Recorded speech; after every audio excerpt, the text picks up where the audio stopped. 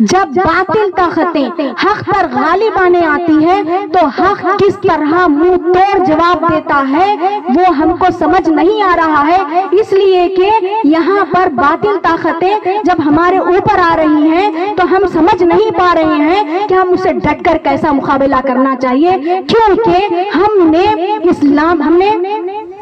بات اس لیے بھلا دیے ہیں کہ ماری کے کربلا کو نظر انداز کر دیے ہیں، ماری کے کربلا سے دور ہو گئے ہیں، ماری کے کربلا کو بھلا دیے ہیں، اس لیے سمجھ نہیں آ رہا ہے کیونکہ یزید اسلام کے اندر کا دشمن تھا۔ یزید کون تھا؟ یزید اسلام کے اندر کا دشمن تھا۔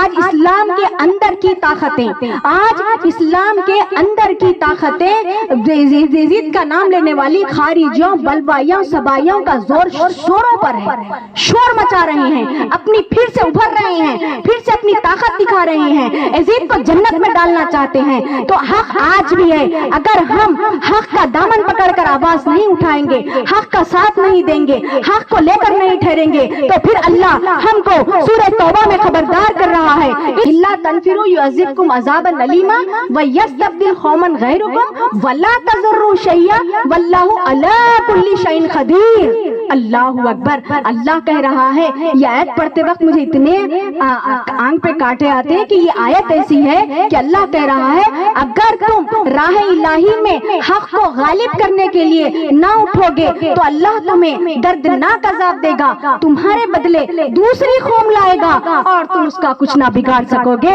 اور اللہ سب کچھ کر سکتا ہے۔ واللہ اللہ کل شیء قدیر، اللہ قادر ہے، سب کچھ کر سکتا ہے۔ یعنی حق کو لے کر نہیں اٹھیں گے، حق کی آواز نہیں بنیں گے، حق کو لے کر آگے نہیں بڑھیں گے، حق کی مدد نہیں کریں گے تو اللہ کا وعدہ ہے کہ تم حق کو اگر غالب ہونے نہیں دیں گے، غالب نہیں کریں گے تو میں تمہاری بدلے دوسری قوم کو لاؤں گا اور پھر اس سے اپنا کام انجام دوں گا اور تم کو عذاب کا مستحق بنا دوں گا، یہ اللہ کا وعدہ ہے۔ اللہ اکبر، اللہ اکبر، اللہ ہم کو ایسے عذاب سے بچائے۔ آج کیونکہ آج بھی وہ طاقتیں ہیں، آج بھی باطل طاقتیں، باغی طاقتیں، یزیدیت کو لے کر ٹھہرنے کی طاقتیں، یزید کے باولے کرنے کی طاقتیں آج بھی ہمارے درمیان موجود ہے، تو ان سے ہم کو حق بات رکھنا ہوگا۔ خون بہانے کی ضرورت نہیں، پسینہ بہانے کی ضرورت ہے، خون بہانے کی ضرورت نہیں ہے، آج پسینہ بہانے کی ضرورت ہے، ان کو سمجھانے کی ضرورت ہے، اور ایمان والوں کے ایمان کو پختہ کرنے کی ضرورت ہے، ایمان والوں کے ایمان کی حفاظت کرنے کی ضرورت ہے۔ اللہ حضرت امام حسین نے یزیدی فوج سے کہا تھا، کیا کہا تھا حضرت امام حسین نے؟ یزیدی فوج سے کہا تھا کہ اگر عیسیٰ علیہ السلام کا گدھا بھی زندہ رہتا تو عیسائی قیامت تک اس گدھے کی نگہداشت اور پرورش میں لگے رہتے۔ تم کیسی امت ہو، تم اپنے نبی کے نواسے کو قتل کرنا چاہتے ہو، نہ تم کو خدا کا خوف ہے نہ رسول کی شرم ہے، تم کیسی امت ہو؟ یہ حضرت امام حسین نے اپنی فوج یزید سے پوچھا تھا۔ آج بھی فوج یزید ہے، یزیدیت رکھنے والے خارجیاں، بروائیاں، سبائیاں، یزیدیاں آج بھی موجود ہے، تو ان سے حضرت امام حسین پوچھ رہے ہیں، آج بھی پوچھ رہے ہیں حضرت امام حسین تم کیسی امت ہو؟ تم اپنے نبی کے نواسے کے قاتل کو عزت دینا چاہتے ہو؟ تم اپنے نبی کے نواسے کے قاتل کو عزت و مقام و مرتبہ دینا چاہتے ہو؟ تم کیسی امت ہو؟ تم کو نہ خدا کا خوف ہے نہ رسول کی شرم ہے۔ آج بھی حضرت امام حسین علیہ السلام پوچھ رہے ہیں، آج بھی پوچھ رہے ہیں، کیونکہ وہ طاقتیں آج بھی زندہ ہیں، اپنی کوشش کر رہے ہیں ایمان والوں کے ایمان کو سلب کرنے کی، ایمان والوں کے ایمان کو برباد کرنے کی کوشش میں لگے ہوئے ہیں۔ آج بھی وہ طاقتیں ہیں، جیسے کہ شاعر اعظم علامہ اقبال آج بھی اس منظر کو اس طرح اس وضاحت سے پیش کرتے ہیں، اس طرح وضاحت کرتے ہیں کہ شاعر اعظم علامہ اقبال کہتے ہیں حق و باطل کا وہی ماری کا عہد قدیم، حق و باطل کا وہی ماری کا عہد قدیم، گرم دنیا میں بانداز جدید آج بھی ہے۔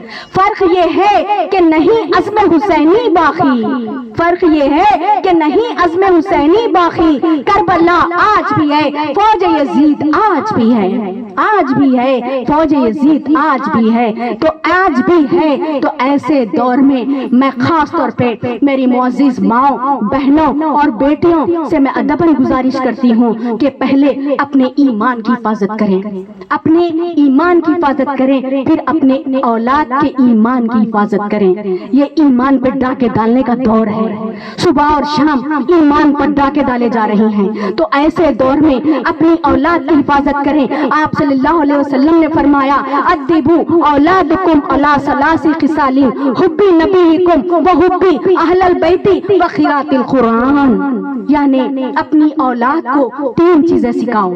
आप सल्लल्लाहु अलैहि वसल्लम फरमा रहे हैं, अपनी औलाद को 3 चीजें सिखाओ। पहला, अपने नबी से मोहब्बत, दूसरा अहले बैत से मोहब्बत, दूसरा अहले बैत से मोहब्बत। ये 2 मोहब्बतें, अपने नबी से मोहब्बत, आले रसूल से मोहब्बत के लिए तारीख इस्लाम का मुताला कीजिए, मारिका करबला का मुताला कीजिए। जब तारीख इस्लाम का मुताला करते हैं तो खुद ब खुद अब जंगों के हालात, कुर्बानियों के तस्करे पढ़ते हैं तो हमारे दिलों में मोहब्बत और अदब पैदा होती है। और ऐसी मोहब्बत अदब अपने बच्चों के दिलों में पैदा करना है, क्योंकि नबी की मोहब्बत, आले रसूल की मोहब्बत, ये 2 मोहब्बत और अदब का नाम ईमान है। और ईमान जब जुबान पे आता है, फिर दिल बोलते बोलते जब दिल में घर कर जाता है, तो फिर दिल में जब ईमान घर कर जाता है तो अमल के दरवाजे खुद ब खुद खुल जाते हैं। तो ये आज हमारे बच्चों को बचाने की जरूरत है। तो क्या है? पहला, अपने नबी से मोहब्बत, दूसरा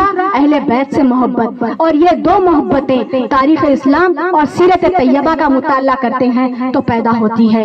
ऐसी तारीख मत पढ़िए कि आजकल के डॉक्टर, प्रोफेसर जिंदगी भर दुनिया कर रहे, 60 साल की उम्र तक दुनिया कर रहे, 60 साल तक दुनिया कर रहे, नौकरी कर रहे, कमा रहे, 60 साल में वो लोग रिटायर हो जा रहे। मतलब दुनिया खुद लात मार रही, चलो हटो बोल रही, दुनिया भरी लात मार रही, चलो हटो। तो उन्हें क्या कर रहे, आके घर में कलम लेके बैठ जा रहे। क्या कलम लेके बैठ रहे? हम भी तारीख बनाएंगे।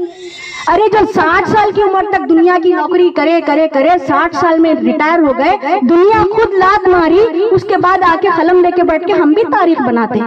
कहाँ बनाते आप?